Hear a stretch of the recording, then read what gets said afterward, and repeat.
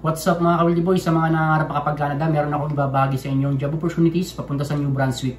Ito ay yung programa ng bansang Canada kung saan naghahanap sila ng mga skilled workers para mapunan ang kanilang labor shortages. Nagawan ko na ito ng content before guys pero in this video, isi-share ko sa inyo ngayon ang 6 na mga websites nila kung saan maaari kayo makapag-apply directly na kailangan nyo lamang provide ng Canadian format resume and cover letter. Kanilang qualifications, at least high school graduate, 1 year experience is enough na, 19 to 55 years old. Ang kagandahan nito mga ka-Wildy Boy, hindi na kailangan ng LMIA. Kung kayo ay magiging qualified applicant at bibigyan nila kayo ng job offer,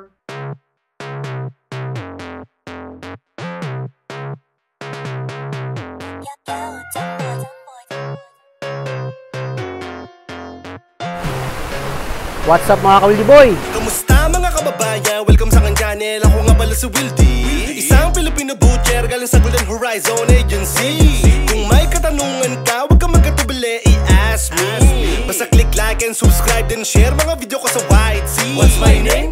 Wildy. Hey, Wildy. Wildy boy. What's my name? Wildy. Hey, Wildy. Hey, Wildy boy. What's my name? Wildy. Wildy. Wildy boy. What's my name? Wildy. Wildy. Wildy boy. That's my name.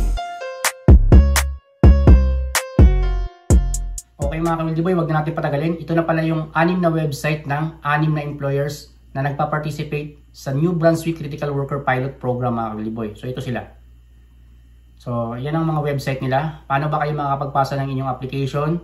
Go to Google and then type nyo lamang yung website na yan. Lahat ng yan, pasahan nyo mga kabayan ha.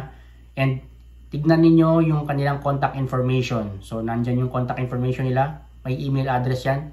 Diyan kayo magpasa ng inyong Canadian format resume and cover letter. And pwede rin kayo magpasa dyan ng ang iba pa ninyong mga credentials. Ipakita ninyo kung meron kayong mga certifications na related sa mga trabaho ninyo as a skilled worker. Puntos din yan mga ka-Wildy Boy, lalong-lalo na kung related ang inyong trabaho sa kanilang industry. Siyempre dapat ang inyong Canadian format resume and cover letter, dapat yan ay convincing at updated mga kabayan. Ang sa ganun mapansin niya ng mga employers from New Brunswick. Tandaan nyo mabuti mga ka-Wildy Boy, yan ay mga big companies sa New Brunswick at sinasagot nila ang inyong mga expenses, especially visa. Sagot nila yan mga kabayan dahil direct ito, hindi ito dadaan ng agency. Sasagutin rin nila ang inyong airfare. Sasagutin rin nila mga ka-Wildy Boy ang inyong settlement. Walang settlement funds ito na inyong ipoprovide. Sila ang magpoprovide sa inyo once kayo ay mapili nila. Pati ang transportation from home to work mga kabayan ha. Magpo-provide din sila mga ka-Wildy Boy ng 200 hours language training para sa inyong mga kabayan. So napakagandang opportunity yan mga kabayan ha. Tutulungan talaga kayo nila para kayo ay makapag-settle at matupad ninyo ang inyong pangarap. Pwede rin kayo mag-aral dun mga ka-Wildy Boy ha. Meron silang assistance para sa inyo kung gusto nyong magpuso ng inyong education. So yun, napakagandang opportunity. Tandaan niyo ha, isa itong programa ng bansang Canada, particularly Bound to New Brunswick. Ito ay tinatawag na New Brunswick Critical Worker Pilot Program. Walang bayad ang pag-apply mga kabayan ha. Hindi ito dadaan sa agency. This is a direct hiring from employers galing sa New Brunswick. Pinakita ko na sa inyo kung ano yung website nila. Kinakailangan nyo na lamang pasahan. Canadian format resume and cover letter. Dapat convincing, updated. So yun mga ka-Wildy Boy, kinakailangan nyo lamang maging matyaga at magtiwala sa proseso. Huwag maiinip, huwag maging apurado mga kabayan ha. Tandaan ninyo, isa lamang ito sa mga options na maaari ninyong gawin para magkaroon ng katuparan ng inyong pangarap na makarating at makapagtrabaho sa bansang Canada. Again, sinasabi ko palagi, try different options, any possibilities, kinakailangan nyo subukan. At syempre, i-priority ninyo na kayo ay isang skilled worker at kayo ay makakapag-apply sa mga agencies bound to Canada.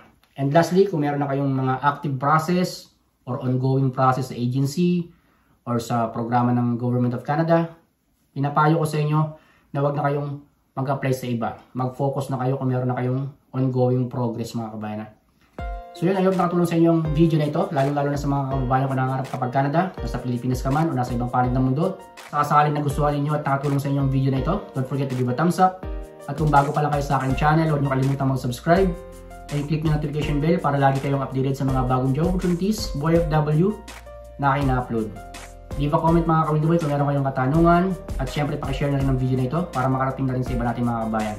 Panoorin nyo na rin yung mga previous videos ko kung sakasakaling marami pa kayong gustong malaman about job opportunities bound to Canada, yung mga programa ng bansang Canada, job opportunities through job bank, legit agencies in the Philippines, at kung ano-ano pang mga job opportunities mga ka-Wildy Boy. So yun, ingat kayo palagi din sa Pilipinas. See you in my next video. God bless mga ka-Early Boy.